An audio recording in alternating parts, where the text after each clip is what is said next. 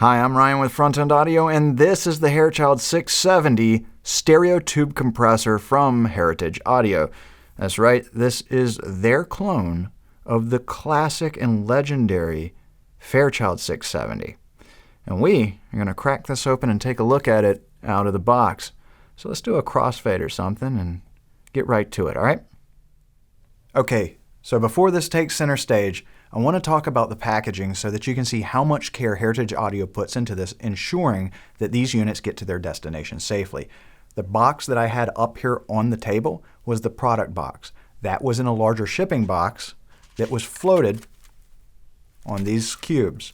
So you have the unit in a product box that's then floated inside of that shipping box. Inside of that shipping box as well is your IEC power cable.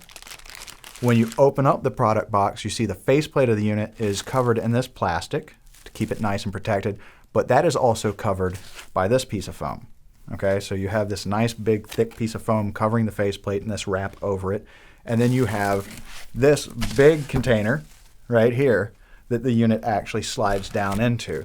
So you have that unit in there, you have this on top, and you have that on top, keeping this safe and secure during transit. You also have your paperwork here with your QR code so that you can scan that and download the owner's manual. It's a very in-depth unit with a lot of features, and these units don't behave, the Fairchild compressors don't behave or have really the same controls that we're maybe used to with more modern compressors. So you're definitely going to want to check out the manual. But let's do another crossfade, get this front and center, and we'll go over why this is so cool. And here it is. The Fairchild 670 in all of its splendor. This thing is massive. It's like 10 inches tall. It's stupid heavy. I mean, they did not cut corners on any of this. It's absolutely impressive. Obviously, the controls on this are virtually going to be identical to the 660. You're just going to have two of them, right? For left and right channel. And what you have is your VU meter.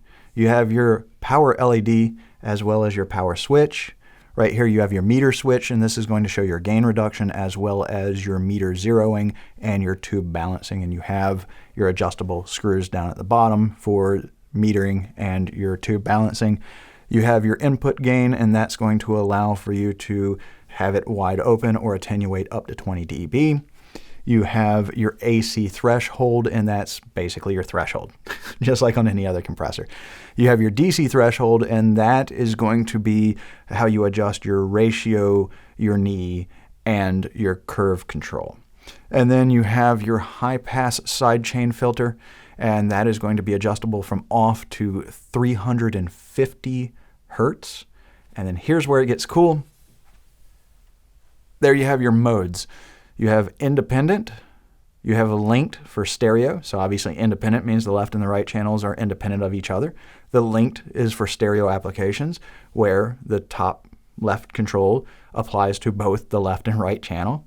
You have your lat vert, which is mid-side, and that's where your top and your bottom are independent of each other, and they're of course differently affecting the mids and the sides. Or you have lat vert link, which is processing in mid-side, but of course one set of controls, so the controls are being applied identically to the mid and the side.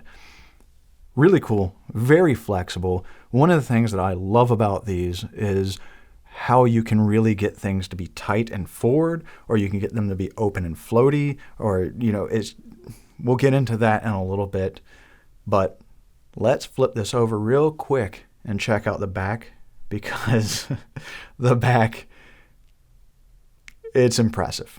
It's impressive. So let's do a little quick dip to black. So as you can see on the rear of this unit, it's just gorgeous. All right. Again, I'm a guitarist, so tubes, love them.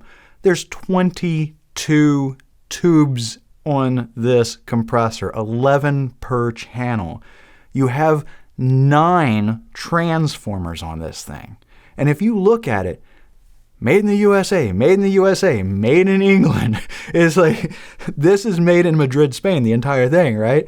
The componentry that they're using is all high-end. They're not cutting corners. This isn't a gimmick. This is a real deal Fairchild clone. And another thing, real quick to point out, universal power supply. You can switch it from 110 US to 220. So it's going to work no matter where you are in the world. And you have fully balanced XLR inputs and outputs on each channel. But real quick, again, let's go back to how impressive this looks. Obviously, all of this is going to generate a ton of heat. Just having it on for like 2 minutes, I could make s'mores over it, all right? I mean, that's an exaggeration, but it gets warm. Having all of this on the rear of the unit so that that heat dissipates and doesn't get built up in this chassis is wonderful, because heat is obviously not good for electronics. So having all that coming off the back and having that proper ventilation and not building up in the chassis is going to prolong the life and improve the functionality of all of the electronics inside. So beautiful design. Again, take a few seconds here and just enjoy how impressive this thing looks.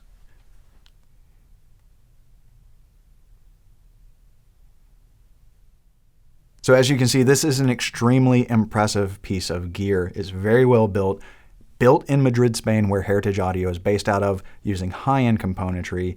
It's just absolutely gorgeous. Having all those tubes for the softness and musicality and three-dimensionality that they offer, but for the accuracy that they offer, as well as with all of those transformers, that second order and third order harmonic distortion combined is just going to be very luscious and give you such a great full analog tone.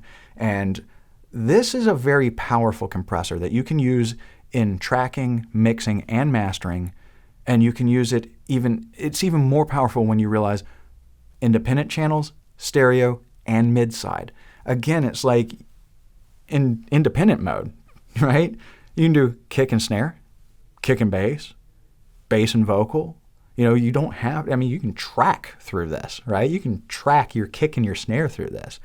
Or if you wanted to, you could track your drum overheads and process that in mid-side, process your drum room in mid-side. Or if you're doing, electric guitar in stereo, you could do that.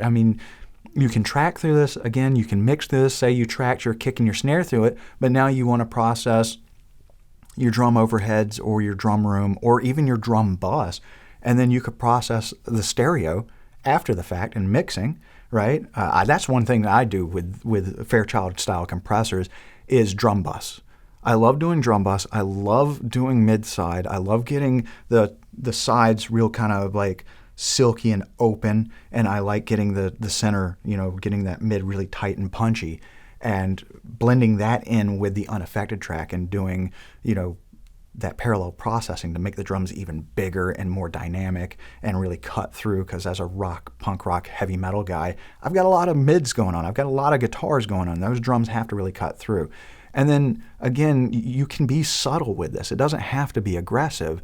So you can use this in a mastering application, whether you're doing it in dual mono, stereo, or mid-side. However you want to approach things, this is a very, very, very versatile compressor. And it's as impressive sonically and functionally as it is physically. It's just something that it's wonderful to have an authentic Fairchild clone available, and from a company that has such a wonderful reputation like Heritage Audio, and have it at a price point which is reasonable for anybody running a commercial or professional studio. Obviously, you're probably not going to have this in a home studio, but, at its price point, what you're getting is extremely reasonable, right? Especially for how authentic of a reproduction that they're going for. So I know you want to know what it sounds like, right? Well, we've got demos for you, so check links in the description below, and we're going to check it out in stereo applications, which, by the way, you'll also want to check for the links in the description for the unboxing, our out-of-the-box series video on the 660, as well as our demos on the Hairchild 660. And for now, that's it. This is the Hairchild 670 in all of its glory and magnitude. For more information on the Hairchild 670, all the great products brought to you by Heritage Audio, and for all your pro audio needs, please check us out on the web at www.frontendaudio.com. Thank you.